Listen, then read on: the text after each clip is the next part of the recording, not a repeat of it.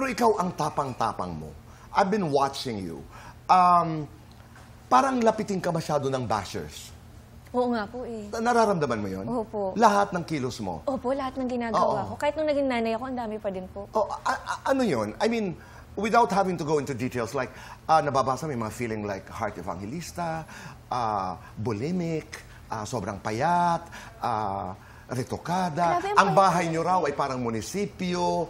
You know, what are you thinking? Bakit ganito ka na lamang kalapitin ng bashers? Hindi ko nga rin po alam eh. Pero siguro dahil, sinishare ko rin sa kanila. Correct? So, syempre, di mo may iwasan na may mapapansin, may magbabash. Napipikon ka? Ngayon, hindi na talaga. Lumalaban ka? Hindi din. Sumasagot ka? Sa sarili ko na lang. Pero hindi ka sumasagot sa Hindi, bashers? hindi. Hindi. Oo. Okay. Kasi ayoko na pong palakihin eh. Do you talk to your husband about it? Opo. To Perry? Opo, pinag-uusapan naman Ganda naman kasi talaga ng bahay niyo. Ang laki Mga naman munisipyo, talaga. di ba? Oo. Hindi, pero magandang bahay, ha? Naku, pinaghirapan po namin yan. Ang tagal niyan. Opo. Maganda. Oo. Pero ano ang mensahe mo sa mga bashers? What do you wanna tell them, given this chance?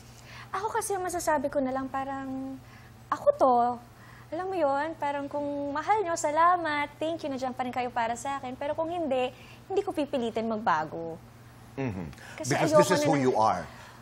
Opo, at saka sa showbiz, parang, di ba, parang naramdaman ko na rin yung naging pretentious ako for so many years. Ngayon, gusto ko na lang magpakatotoo.